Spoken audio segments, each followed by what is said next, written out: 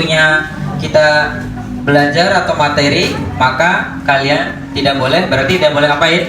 Tidak boleh main-main, harus fokus menyimak materi, karena nanti masih ada waktu insya Allah untuk kalian space untuk main, untuk istirahat ya. Jadi ketika waktunya belajar, semua fokus belajar, perhatikan mushafnya ya, karena kita sedang mengkaji kalamullah ya, firman Allah SWT. Dan tidak ada yang lebih berharga lagi ya bagi seorang muslim melainkan apa? Al-Quran. Karena Al-Quran ini apa? Petunjuk ya kehidupan kita. Orang yang hidup tanpa Al-Quran maka hidupnya akan apa? Akan tidak tahu arahnya mau kemana, karena nggak ada pegangan dalam hidupnya, nggak ada pedoman dalam hidupnya ya. Maka kalian Masya Allah ya, mudah-mudahan kita termasuk apa? Yang kata Nabi SAW, sebaik-baik manusia. Siapa yang hafal hadisnya? Khairukum,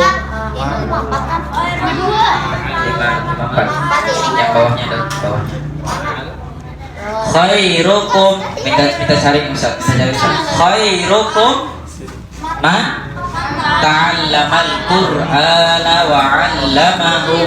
Coba ikutin Ustaz sama-sama. Khairukum man ta'allamal Qur'ana wa 'allamahu. Sebaik-baik kalian adalah yang mempelajari Al-Quran dan mengajarkannya. Berarti kalian termasuk orang-orang terbaik kata Nabi SAW. Ya kenapa? Karena kalian itu sedang apa? Mempelajari Al-Quran. Ya, jadi kalian menjadi manusia terbaik. Mungkin di benak kita manusia terbaik itu yang paling banyak hartanya, yang paling tinggi jabatannya, yang paling terkenal, yang paling ini, yang paling itu. Tapi kita mau menjadi terbaik versi siapa?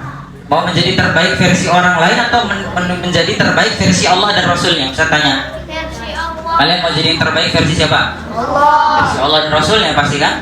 Ya itu berarti di antara orang-orang yang terbaik kata Nabi SAW apa? Man ta'allamal Qur'an wa 'allamahu. Ya, orang-orang yang mempelajari dan mengajarkan Al-Quran. Dan kalian tahu apa saja keutamaan orang yang belajar Al-Quran? Di antaranya, kalau Ustaz sebutin keutamaannya nggak selesai kajian kita sampai nanti malam. Mau sampai nanti malam kajian. Saking banyaknya apa? Saking banyaknya keutamaan orang yang mempelajari dan ya mengamalkan Al-Quran. Tapi Ustaz bawakan satu saja karena waktu kita terbatas ya. Ustaz dikasih waktu cuma 30 sampai 40 menit. Jadi Ustaz cuma bawakan satu hadis ya, keutamaan ya orang-orang yang mempelajari Al-Quran. Tadi udah khairukum man ta'allamal Qur'an wa 'allamahu. Dan satu lagi apa? Bahwa orang-orang yang menghafal Al-Quran, mempelajari Al-Quran dan mengamalkan Al-Quran itu termasuk keluarganya siapa? Keluarganya Allah. Subhanallah. Kita di dunia ada orang, ketika orang itu menjadi keluarganya Pak Presiden misalnya, kalian bangga, senang nggak? Ya, menjadi keluarga orang-orang penting, pasti bangga dan senang. Bahkan orang yang nggak keluarga pun biasanya ngaku-ngaku keluarganya. Oh itu keluarga saya, padahal keluarga jauhnya. Ya, oh itu keluarga saya. Kenapa dia ngaku-ngaku keluarganya? Karena menurut dia orang yang dia mengaku keluarga itu orang hebat, orang punya pengaruh. Ya, jadi dia menjadikan dirinya itu ngaku-ngaku padahal keluarga jauh, tapi dibilang keluarga. Kenapa? Karena orang itu dia merasa bangga ketika memiliki keluarga orang-orang yang mulia, ya orang-orang yang punya nama, orang-orang yang punya pengaruh. Nah, kata Nabi SAW apa dalam sebuah hadis yang diriwayatkan Imam Ahmad, Nabi SAW pernah bersabda, Inna lillahi ahlina minan nas. Sesungguhnya Allah itu punya keluarga dari golongan manusia. Coba perhatikan. Kata Nabi SAW, sesungguhnya Allah punya keluarga dari golongan manusia. Ya. Terus para sahabat bertanya, qalu man hum ya Rasulullah? Kata para sahabat. Para sahabat kan pasti mereka mau menjadi keluarganya Allah Subhanahu wa taala. Makanya mereka langsung bertanya, man hum ya Rasulullah? Siapa mereka? Lihat, perhatikan kata Nabi SAW, ahlul Quran hum ahlullahi wa khasatuhu. Ya, mereka adalah siapa? Keluarga Allah itu kata Nabi SAW para ahli Al-Quran, ya, dan orang-orang yang paling ahli tentang Al-Quran. Dijelaskan oleh para ulama, diantaranya Syekh Shalih Al-Fauzan hafizahullah. Siapa orang yang paling paham tentang Al-Quran? bukan orang yang paling banyak hafalannya ternyata. Ya, kita kadang bangga, saya udah hafal 2 juz, saya hafal udah 10 juz, saya udah hafal 15 juz, saya udah hafal 30 juz, tapi pengamalannya tidak ada sama sekali ya menunjukkan dia itu penghafal Al-Quran. Makanya Syekh Shalih Al-Fauzan mengatakan keluarga Allah itu tadi yang paling paham Al-Quran bukan yang paling banyak hafalannya, bukan yang paling bagus bacaannya, bukan. Tapi siapa? Mereka adalah orang-orang yang mengamalkan Al-Quran di dalam setiap kehidupannya. Ya, sebagaimana Aisyah ditanya, bagaimana akhlaknya Rasulullah? Kana khuluquhu Al-Quran. Kalian mau tahu bagaimana Rasulullah? Kalian baca Al-Quran, kata Aisyah radhiyallahu taala anha. Saking apa? Semua akhlak-akhlak terpuji di dalam Al-Quran itu, semua itulah yang Nabi SAW kerjakan. Dan semua akhlak-akhlak buruk yang ada di Al-Quran, sejauh itu juga Nabi SAW meninggalkan. Di Al-Quran kita dilarang bohong, di Al-Quran kita dilarang menggibahi orang, di Al-Quran kita dilarang ya mencuri dan lain sebagainya. Semua itu yang dihindari oleh Rasulullah SAW. Ya, makanya kata Aisyah radhiyallahu anha, kana khuluquhu Al-Quran. Akhlaknya Nabi itu udah persis udah saklek Al-Quran. Kalian mau tahu bagaimana Nabi? Ya udah, kita lihat ya Al-Quran, kita baca Al-Quran, kita belajar Al-Quran. Ya, inilah yang menjadi ahlullah tadi, keluarganya Allah. Ya. Jadi siapa tadi yang menjadi keluarganya Allah? Orang-orang yang paling paham tentang Al-Quran, bukan yang paling banyak hafalannya. Jadi kita jangan bangga dulu ketika kita diberikan kemudahan oleh Allah, hafal 10 juz, hafal 15 juz, itu kemuliaan juga, tapi jangan sampai kita tertipu. Karena yang menjadi tujuan itu bukan banyak-banyakan hafalan. Ya, hafal itu anak kecil TK, SD itu disuruh hafal 15 juz, mereka hafal. Ya, karena menghafal itu lebih mudah daripada apa? Mengamalkan. Yang berat itu mengamalkan. Makanya Allah sampai-sampai apa? Menjadikan orang-orang yang mengamalkan Al-Quran itu menjadi keluarganya. Kalian mau gak jadi keluarganya Allah? Jadi kalau manusia mau. Ya, kalau udah jadi keluarganya pasti apa? Pasti disayang, pasti diperhatikan, pasti ya semua yang terbaik itu nanti akan dapat kepada kita. Keberkahan itu akan datang kepada kita. Kenapa? Karena kita menjadi bagian dari keluarganya Allah, dari golongan manusia. Ya, baik. Jadi insya Allah pada sore hari ini kita akan mengkaji, ini tema titipan dari panitia. Jadi Ustaz, kita semua akan mengkaji salah satu ya surat, tapi gak semuanya, hanya 3 ayat 54 sampai 56 dari Quran surat Al-A'raf. Kita coba baca. Siapa yang mau baca? Hamzah coba baca Hamzah. Judulnya itu tafsir Quran surat Al-A'raf. Bisa minta tolong dibaca Kakak Hamzah, pakai mic Kakak Hamzah. Ayo Kakak Hamzah, tolong dibacakan ayatnya. Ini boleh diambil saja hadiahnya buat yang baca. Apa? Kalau yang dalam mystery box boleh. Boleh. Kakak Hamzah nanti Kakak Hamzah baca, nanti dapat hadiah insyaallah. Enggak mystery box. So, kalau itu hadiah kunci. Inna rabbakumullah. Mana Sat? 54. Sat, anak. Inna Rabbakumullah. rabbakumullahu alladzi khalaqas samawati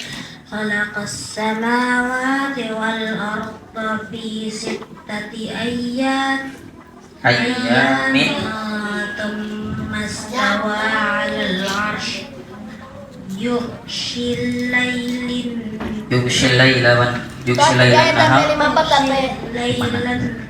nahara yatlubuhu hasisan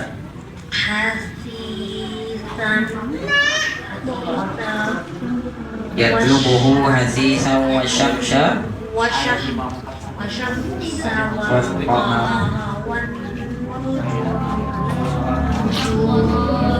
yang lain diam ya, dia dengarkan.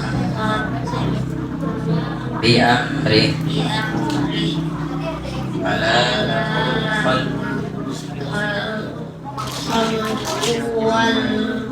wal amru tabarakallahu rabbul Rabbul alamin. Baik, jazakallahu khair. Hamzah, kita satu ayat dulu baca ya. Baik, di ayat ke-54 ini Allah SWT menjelaskan tentang rububiyahnya. Ya, kalian tahu makna rububiyah? Tauhid rububiyah. Mengesahkan Allah dalam hal apa aja, tauhid rububiyah. Masih ingat enggak? Penciptaan yang pertama. Al-khalq. Kemudian yang kedua, kalau kita mendengar kata rububiyah, mengesahkan Allah pertama dalam penciptaan. Yang kedua, pengaturan. Yang ketiga, rizki. Jadi semua tiga ini kalau kita mendengar kata Rob itu sesuatu dikatakan Rob ketika dia bisa mengendalikan tiga ini. Yang pertama dia bisa menciptakan, yang kedua dia bisa mengatur, yang ketiga dia bisa memberikan rizki. Dan semua makhluk tidak ada yang bisa melakukan tiga hal ini. Tidak ada yang bisa menciptakan selain Allah, tidak ada yang bisa mengatur kejadian semua ini kecuali Allah, dan tidak ada yang bisa memberikan rizki kecuali siapa? Allah SWT. Makanya Allah SWT di sini mengatakan inna rabbakumullah. Sesungguhnya Tuhan kalian itu Allah. Rabb kalian itu Allah. Yang menciptakan kalian Allah, yang mengatur kehidupan kalian ya Allah, yang memberi rizki kalian juga siapa? Allah. Ya. Jadi ini Allah di awal ayatnya ini ingin menegaskan kepada kita bahwa Tuhan kalian itu Allah SWT. Jadi kalian nggak usah apa?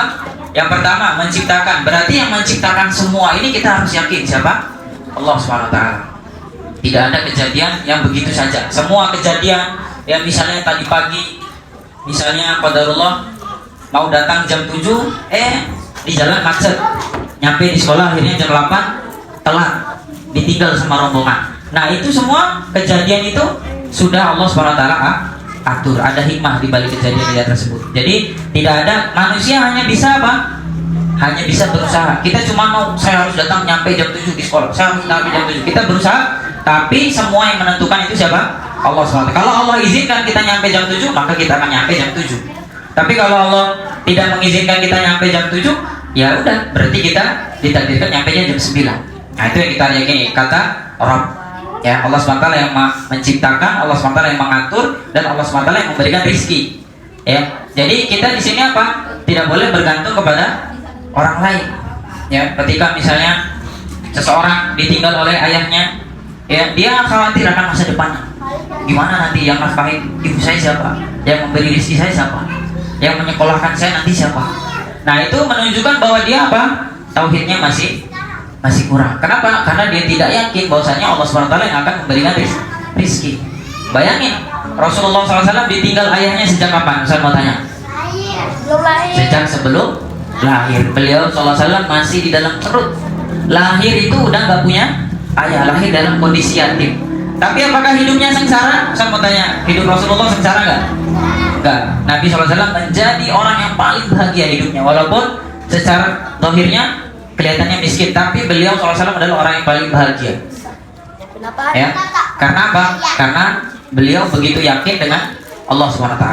Ya. Nah ini kata Allah SWT, Inna rabbakumullahu alladzi khalaqas samawati wal arda fi sittati ayyam. Masya Allah. Allah SWT menciptakan langit dan bumi berapa hari? Fi sittati ayyam. 6.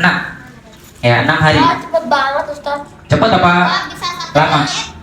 Nah, bagus. Ini pertanyaan Daud, kata Daud, ya. Jadi ada pertanyaannya, kenapa Allah SWT tidak menciptakan langit dan bumi itu langsung blekun fayakun? Kan Allah mengatakan dalam Al-Quran di ayat lain, jika Allah menginginkan sesuatu, pasti Allah langsung bisa aja menciptakan dengan mengatakan kun fayakun, maka jadilah. Nah, ini di antara tafsir, ya ini harus kalian catat ini, ya. Hikmah kenapa Allah SWT menciptakan langit dan bumi selama 6 hari? Tulis hikmah. Ya, hikmah kenapa Allah SWT menciptakan langit dan bumi ini selama 6 hari? Padahal tadi betul kata Daud, bisa aja Allah itu menciptakan langit dengan apa? Dengan sekejap, dengan mengatakan kun fayakun, jadilah langit dan bumi. Hikmah penciptaan langit dan bumi, ya, selama 6 hari. Karena di ayat ini dikatakan Inna rabbakumullahu alladzi khalaqas samawati wal ard fi sittati ayyamin. Allah Subhanahu wa taala menciptakan langit dan bumi selama 6 hari. Penciptaan Ya. langit Padahal bisa aja bagi Allah Subhanahu wa taala itu menciptakan kun fayakun, jadi langsung. selama 6 Ya. Ini 3 alasan. Ada 3 alasan atau 3 hikmah ya yang disebutkan oleh Al-Imam Al-Qurtubi rahimahullah dalam buku tafsirnya. Yang di dalam tafsir Qurtubi rahimahullah. Yang pertama, alasan yang pertama, aradallahu an ya'lamal ibad ar-rifq wa tasbih. Ya, artinya Allah Subhanahu wa taala ingin, ditulis ya, Allah Subhanahu wa taala ingin mengajarkan kepada manusia sikap pelan-pelan, tidak tergesa-gesa. Ya, yang pertama itu ya. Allah Subhanahu wa taala ingin mengajarkan kepada manusia tentang sikap apa? Pelan-pelan, tidak tergesa-gesa. Ya, Allah ingin mengajarkan kepada manusia sifat pelan-pelan, tidak tergesa-gesa. Karena tergesa-gesa itu sifat dari siapa? Dari syaitan. Ya, Allah Subhanahu wa taala juga firman, "Wa kana al-insanu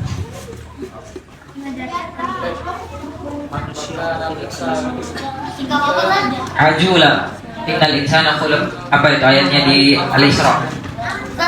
Ya, manusia itu diciptakan tergesa-gesa, maunya buru-buru. Ya. Mau ini langsung mau tercapai. Sikap tergesa-gesa.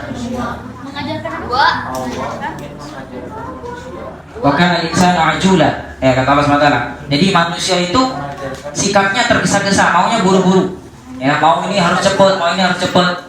Nah, makanya di sini Allah mengajarkan apa? Allah saja ya.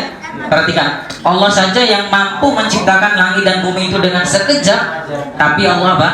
Tidak menciptakan langsung blok, langsung kun fayakun, langsung jadi. Ya, agar apa? Mengajarkan kepada kita sikap pelan-pelan dan tidak tergesa-gesa, padahal kita mampu. Saya kasih contoh nih. Misalnya kalian yang belum. Misalnya kalian punya uang 100.000 dari THR waktu lebaran atau 200.000. Ya.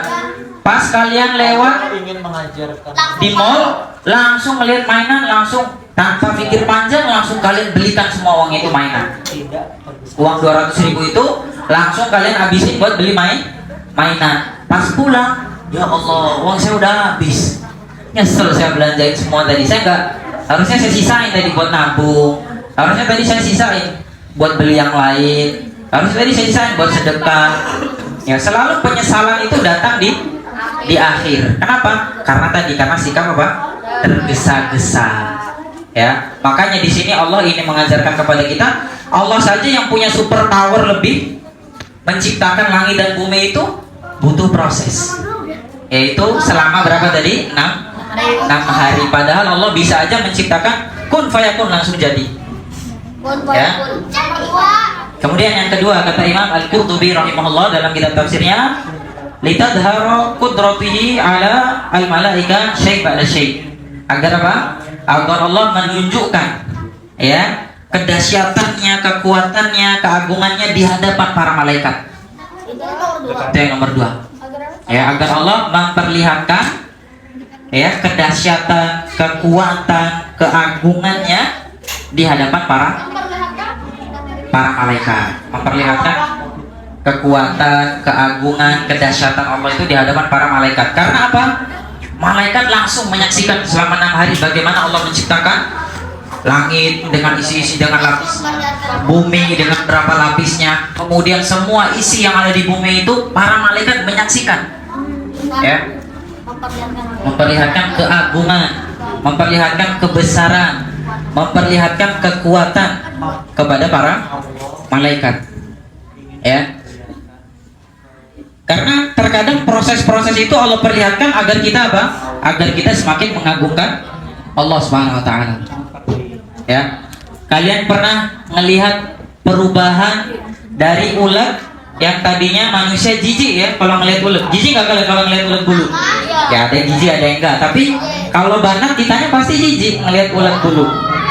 Ya.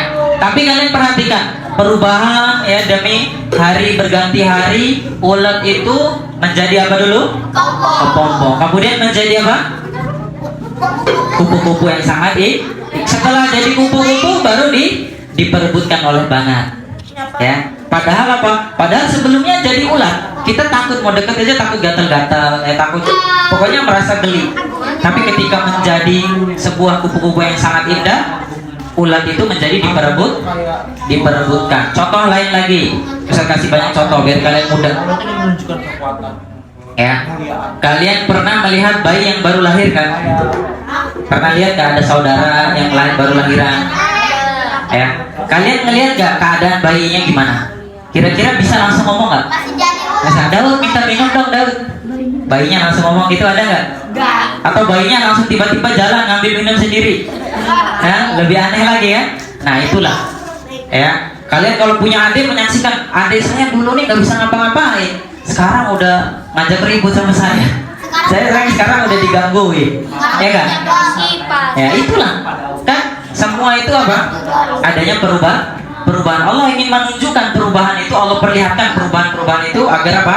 Agar kita itu sebenarnya agar kita berpikir masya Allah ternyata ya yang menjadikan semuanya Allah SWT. Gitu juga tadi ya penciptaan langit dan bumi. Kenapa tadi 6 hari? Agar apa?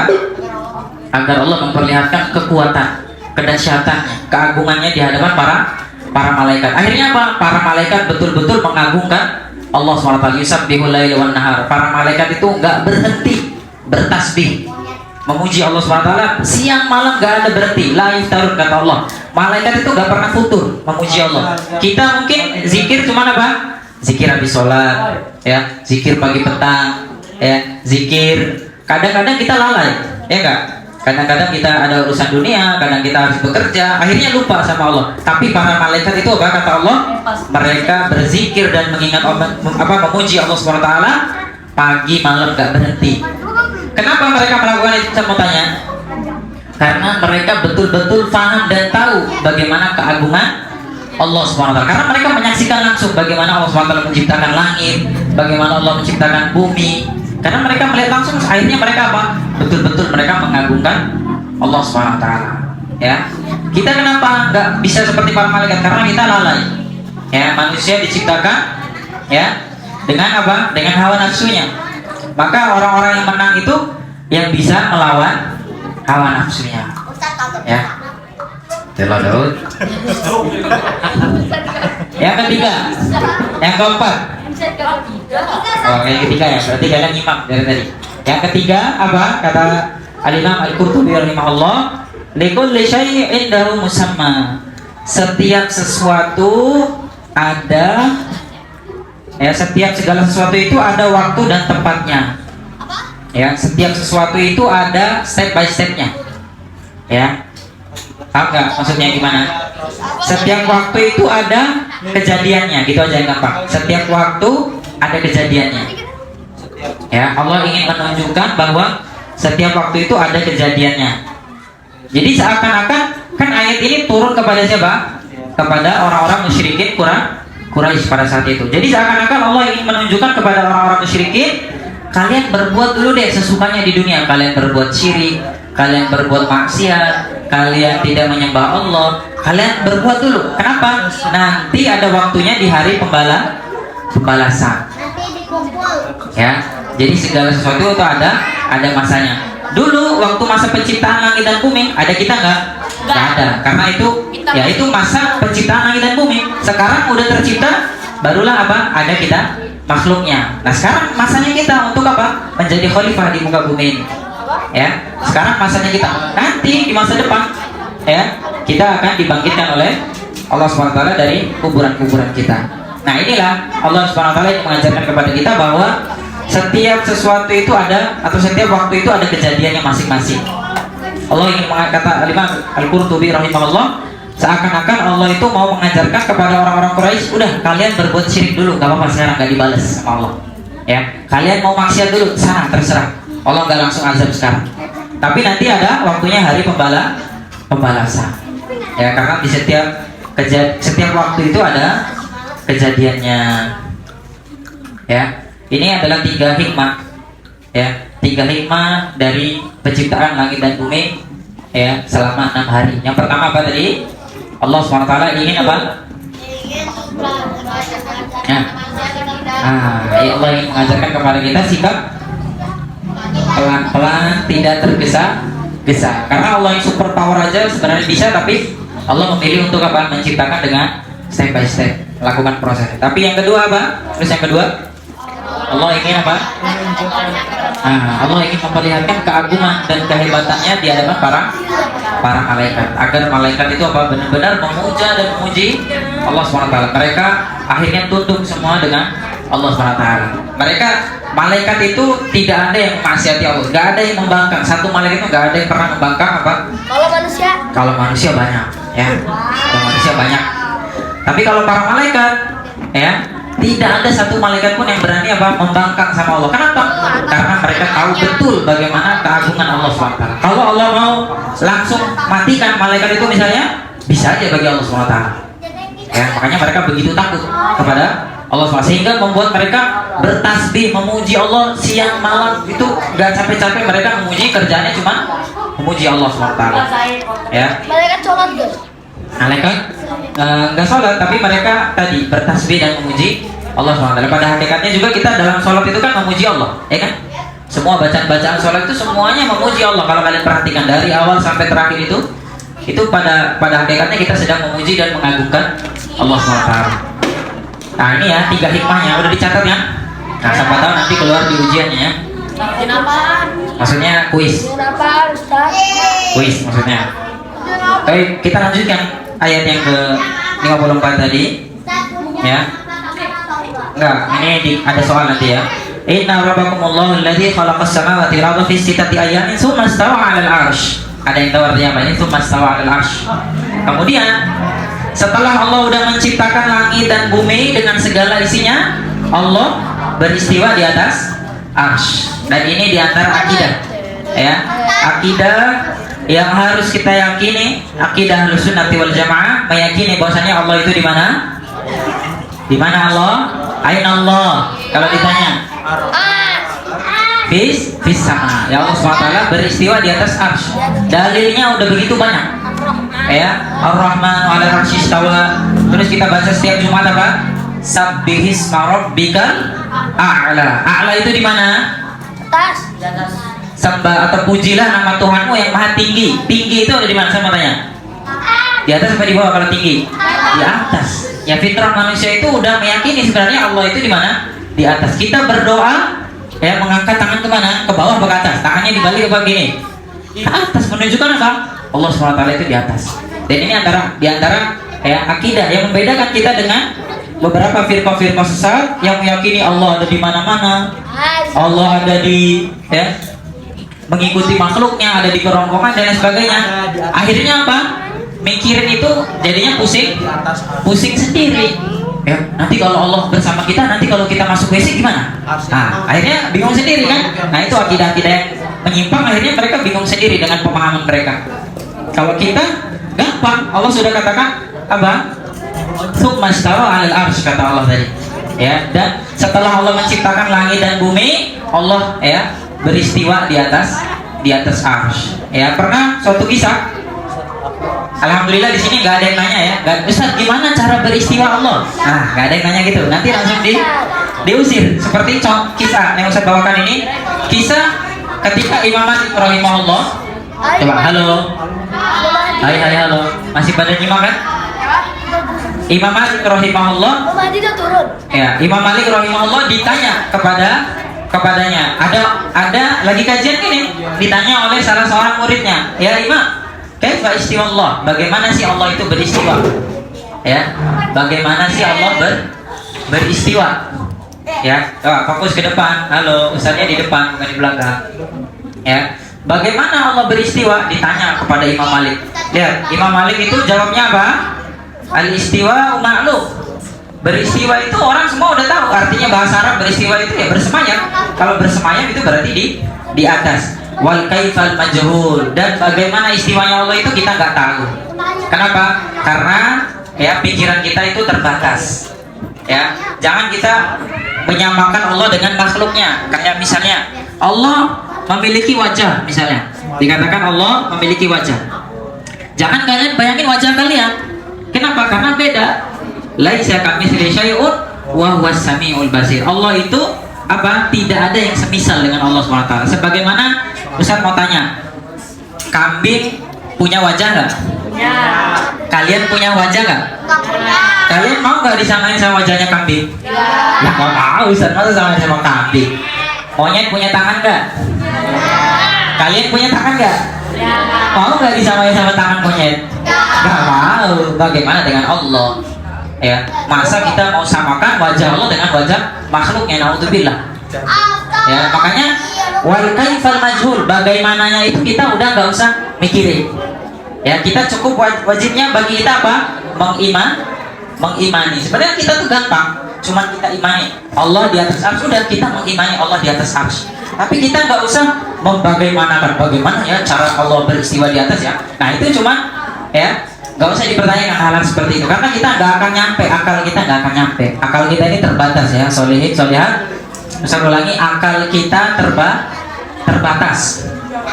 Ya, akal kita itu terbatas dan kita nggak pernah melihat zatnya Allah, jadi kita nggak tahu bagaimana Allah itu beristiwa di atas. Yang penting kita meyakini bahwasannya Allah SWT itu di atas arsy, ya, beristiwa dengan dalil-dalil yang sudah banyak tadi. Sabbihisma rabbikal a'la, pujilah nama Tuhanmu yang maha tinggi. Amintu man fis sama, kata Allah, apakah kalian merasa aman dengan Allah SWT yang ada di langit sedangkan kalian ada di bumi? Apakah kalian merasa aman? Ya, apakah kalian mau berbuat maksiat seakan-akan tidak ada yang melihat, padahal amintu man fis sama, kalian merasa aman dengan sesuatu yang ada di langit, kata Allah. Nah itu menunjukkan bahwa Allah SWT di atas arsy. Nah ini dalilnya sangat banyak. Jadi kalian gak usah bingung lagi kalau tanya aina Allah fis sama atau alal arsy. Ya, ini diantara akidah kita, akidah Ahlus Sunnah wal Jamaah yang membedakan dengan firqah-firqah yang lain, meyakini bahwasanya Allah SWT di atas arsy. Kalau ditanya bagaimana, gak usah dijawab. Bagaimana beristiwanya Tuhan, gak usah dijawab. Kenapa? Karena kita gak akan bisa ya membayangkan bagaimana Allah SWT beristiwa di atas arsy. Ya, ya apa-apa. Baik. Was'alu anhu bid'ah, kata Imam Malik. Ya, pertanyaan seperti ini, bagaimana Allah beristiwa, bagaimana tangan Allah, bagaimana wajah Allah, itu adalah bid'ah, kata Imam Malik rahimahullah. Maka Imam Malik langsung mengusir tadi yang bertanya, akhriju hadil mubtadi, keluarin nih ahlu bid'ah ini, keluarin. Nanya yang aneh-aneh, dikeluarin akhirnya dari majelis Imam Malik rahimahullah. Ya, tapi kalau Ustaz enggak segitu. Ya Allah nangis apa enggak ya? Kita lanjut lagi. Yughshi lailan nahar yatlubu hasisa. Ya, yughshi lailan nahar artinya itu apa? Jadi Allah SWT ya mengikutkan ya siang dengan malam. Ya, kalau kalian perhatikan, coba kalian perhatikan dari tadi kita pagi mataharinya terang benderang ya enggak? Panas terik ya enggak? Sekarang udah mulai redup. Ya, nanti maghrib mulai menghilang. Ya, seperti itu terus kata Allah SWT. Ya, yughshi lailan. Yughshi itu kalau dalam bahasa Arab itu artinya kayak menyelimuti. Ya, coba berarti halo. Yughshi dalam bahasa Arab itu seperti ini. Kalian lihat tangan Ustaz, dia menyelimuti seperti ini, pelan-pelan diselimuti lama-lama hilang. Ya, itu arti kata yughshi. Ya, yughshi lailan nahar. Allah SWT menyelimuti apa? Waktu malam itu dengan siang dan siang dengan malam. Yatlubu hasisa. Hasisa itu tadi berganti silih berganti. Ya, dan masya Allahnya apa? Tidak pernah telat. Ya, kalian perhatikan. Jadi dari mulai terang redup sampai gelap. Ya, nanti dari gelap itu kita subuh mulai ada lagi terik ya kan? Terik pelan-pelan, terik matahari sampai siang lagi, itu terus ya. Udah berjuta-juta tahun berlalu ya, kejadian itu terus apa? Berulang setiap hari. Dan tidak apa? Matahari tidak pernah satu hari pun telat ya terbit atau terbenamnya. Pernah nggak matahari telat keluar gitu? Pagi udah jam 7 ya, matahari belum keluar. Lagi mendung. Kalau mendung beda. Kalau mendung kan tetap ada, cuman kealingan sama awan. Ya, beda. Gerhana juga beda. Gerhana itu matahari tetap ada, cuman kealingan. Ya kan? Berarti kejadian ini sudah berjuta-juta tahun ya, matahari dan malam itu silih berganti Allah SWT ya, tidak pernah apa? tidak pernah telat, tidak pernah terlambat, tidak pernah itu menunjukkan apa? Kekuasaan Allah SWT. Ya, pagi, siang dan malam ini kalau kita mau berpikir itu udah bukti besar keagungan Allah SWT. Ya, pagi menjadi malam, malam menjadi siang, ya, itu udah menjadi bukti besar ya keagungan Allah SWT. Terus Allah SWT melanjutkan firman-Nya, wasyamsa wal qamara wan nujuma musakhkharatin bi amri, dan matahari, qamar dan bulan, wan nujum dan bintang-bintang semua tunduk di bawah perintah Allah SWT. Ya tadi matahari disuruh keluar terbit jam segini, matahari terbit jam segini. Bulan muncul jam segini, bulan muncul jam segini. Bintang-bintang muncul jam segini, muncul jam segitu juga. Ya, mereka tidak pernah telat untuk menampakkan apa? Menampakkan dirinya. Halo, udah mulai ngantuk? Ya, sabar ya. Kita lanjutkan. Saya cepat aja deh. Ya. Ala lahul khalqu wal amru. Ya, tidaklah kalian perhatikan ya semua itu yang menciptakan dan mengaturnya Allah SWT. Tabarakallahu rabbul alamin. Ya, maha suci Allah, Tuhan semesta alam. Siapa lagi yang mau baca ayat selanjutnya? Ayo Daud, masya Allah. Pakai mic gak Daud? Pakai mic. Ya, ayat berikutnya. Ud'u rabbakum. 55. Ayat 55. Allah SWT berfirman, ta'budu wa'udzu billahi minasyaitonir rajim. Bisa? Oke. Cek.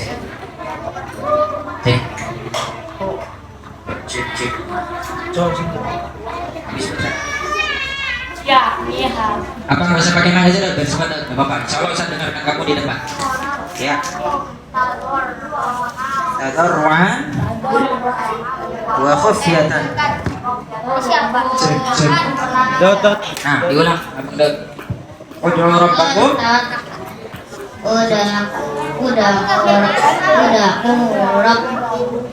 Rabbakum tadarruan wa khufyah.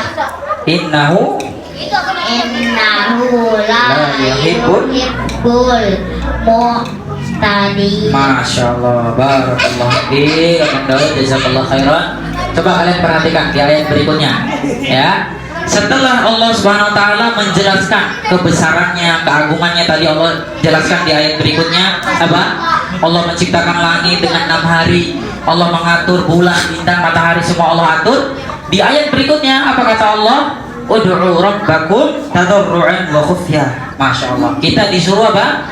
Berdoa hanya kepada siapa? Kepada Allah, ya. Kalau kalian udah meyakini bahwa langit, bumi, semua yang Allah ciptakan, Allah yang mengaturnya, rizki semua tadi udah kita sebutkan, ajal, jodoh, semuanya udah Allah atur, maka apa? Ud'u rabbakum tadarruan. Maka berdoalah kalian kepada siapa? Kepada Allah. Maka orang-orang yang berdoa kepada selain Allah, minta kepada selain Allah itu berarti seakan-akan mereka tidak meyakini keagungan Allah. Orang yang misalnya mau punya anak, datangnya kemana? Ke dukun misalnya. Mau minta rizki, datangnya kemana? Ke dukun. Padahal dukunnya lagi nyari duit juga, ya. Dukunnya pintar. Makanya yang datangnya orang bodoh. Masya Allah. Datang orang bodoh, Ya, berarti menunjukkan apa? Dia belum yakin bahwasannya yang mengatur semua tadi itu siapa? Allah. Makanya dia bisa datang ke tempat-tempat seperti itu. Ya, makanya kata Allah apa? Kalau kalian sudah meyakini Allah yang menciptakan, Allah yang mengatur, Allah yang segalanya, maha super power tadi, maka berdoalah hanya kepada Allah. Tadarruan itu artinya apa? Dengan tunduk, merasa diri kita hina. Ya, merasa diri kita itu nggak ada apa-apa di hadapan Allah. Makanya Imam Ibnu Qayyim rahimahullah pernah, Ibnu Taimiyah rahimahullah, muridnya Imam Ibnu Qayyim, apa kata Ibnu Taimiyah? Perhatikan ini kaidah ya. Kalian bisa tulis ya. Orang yang semakin merasa butuh dan semakin merasa rendah di hadapan Allah, maka dia semakin mulia di hadapan Allah SWT. Mulia. Ya, ini adalah kaidah. Ya, orang merasa dirinya hina, merasa dirinya rendah, merasa dirinya nggak ada apa-apanya di hadapan Allah, maka pada saat itu juga dia menjadi orang yang paling tinggi derajatnya di sisi Allah. Kenapa? Karena dia merasa dirinya itu cuma ya nggak ada apa-apanya. Kita nih nggak ada apa-apanya. Orang yang merasa dirinya nggak punya apa-apa, merasa dirinya rendah di hadapan Allah, dia adalah orang yang paling terbaik di hadapan Allah. Itu kaidah dari Ibnu Taimiyah rahimahullah. Ya, makanya Ustaz mau tanya, siapa orang yang paling merasa dirinya butuh sama Allah? Saya mau tanya. Ustaz kasih hadiah nanti suruh ambilin mystery box. Siapa orang yang paling merasa dirinya butuh kepada Allah? Nabi Muhammad SAW. Apa buktinya Ustaz? Buktinya apa?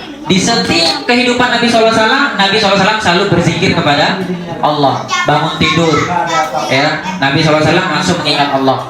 Ya, bahkan di dalam zikir pagi petang yang selalu kita ulangi. Nah, kalian ingat apa? Ya Hayyu ya Qayyum bi rahmatika astaghitsu aslih li sya'ni kullahu wa la takilni ila sitafata'i. Ya Allah, apa? Perbaiki semua urusanku dan jangan tinggalkan aku. Apa tarfata ini ada yang tahu artinya apa? Walaupun sekejap mata. Bayangin ya, urusan kita itu kita nggak akan bisa menghandle-nya walaupun sekejap mata, kata Nabi SAW. Makanya Nabi SAW adalah orang yang paling merasa butuh kepada Allah SWT. Ya, ingat ketika Nabi SAW wukuf di Arafah.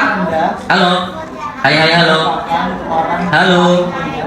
Ketika Nabi SAW wukuf di Arafah itu beliau berdoa dari zuhur sampai maghrib. Bayangin ya, berdoa dari zuhur sampai maghrib. Kalian pernah nggak berdoa selama itu?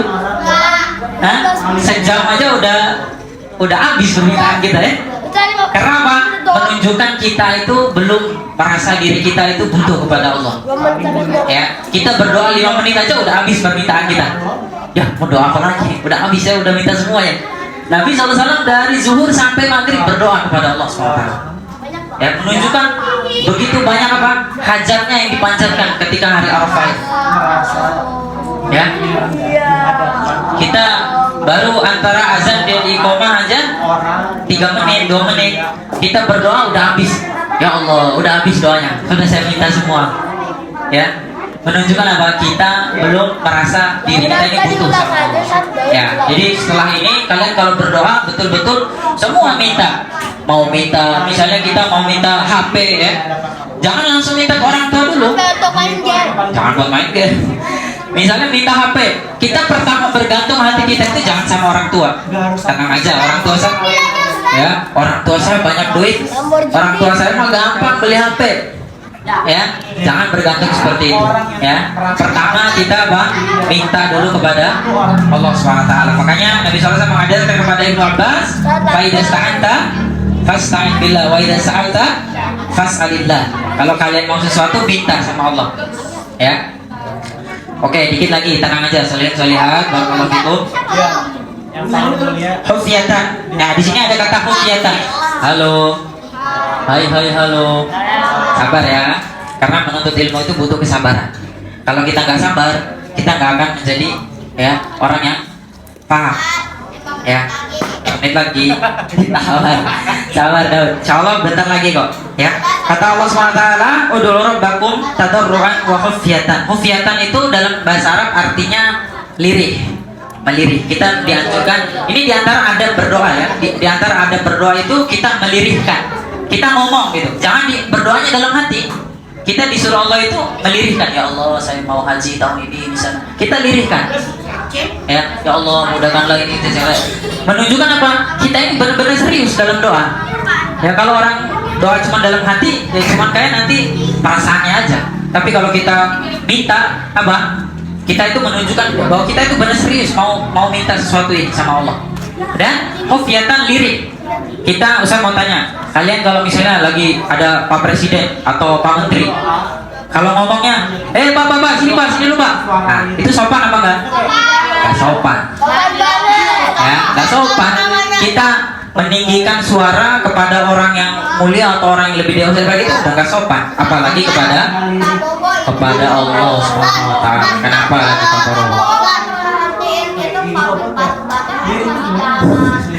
Udah, jangan bahas itu dulu ya. Jadi lirih itu diantara adab kita berdoa kepada Allah, kita melirihkan suara Ya, kita ngerengek kan, ya Allah, mudahkanlah saya haji tahun ini ya Allah. Kita kan ngerengek, kayak kita ngerengek ke orang tua. Mi, ayo beliin HP ini, saya mau ini Mi, Abi, tolong Bi, saya mau ini, saya mau itu. Kita aja bisa ngerengek ke orang tua, masa sama Allah nggak bisa ya? Baik, ayat terakhir, Ustaz baca biar cepat aja, Ustaz yang baca, dan Ustaz yang baca aja. Wala tufsidu fil ardi ba'da islahiha wad'u khaufan wa tama'a inna rahmatallahi qaribun minal muhsinin. Nah, ini ayat terakhir. Insyaallah kita selesai di sini. Di ayat terakhir ini Allah SWT mengatakan apa? Wala tufsidu fil ardi, dan janganlah kalian berbuat kerusakan di dunia. Yang ada di bayangan kalian apa berbuat kerusakan ini?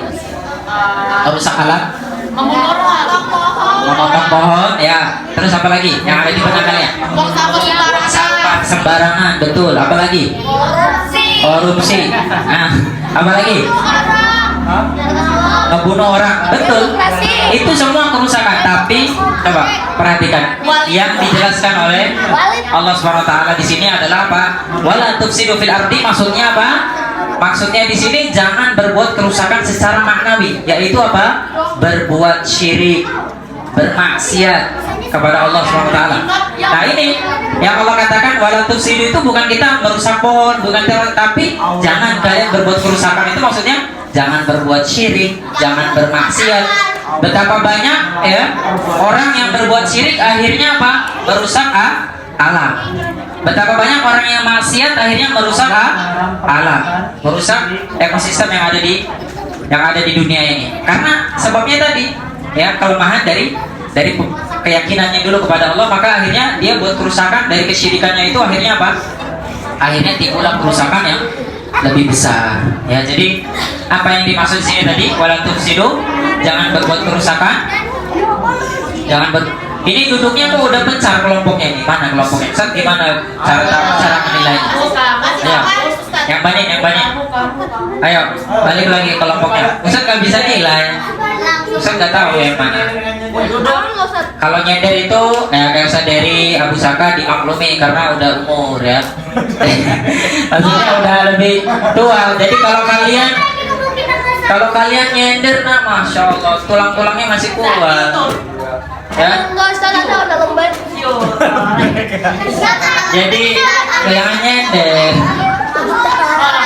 Jadi tadi apa? Jangan berbuat kerusakan apa?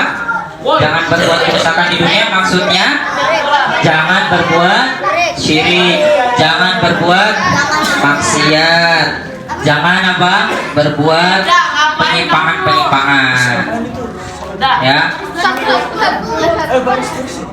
Terus Allah katakan lagi, wad'uhu khaufan wa tama'an. Terus Allah perintahkan lagi kita untuk berdoa dengan rasa takut dan berharap kepada Allah. Inna rahmatallahi qaribun minal muhsinin. Karena sesungguhnya rahmat Allah itu dekat kepada orang-orang yang berbuat baik ya.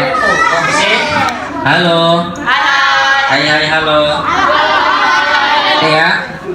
Sampai sini dulu, insyaallah. Setelah itu Ustaz akan bagikan soal kuis. Soalnya ini dari materi yang Ustaz baru saja sampaikan. Kalau nyimak, kalau nyatet, insya Allah bisa jawab. Ini kelompok Saka, diskusikan sama kelompoknya, jawab.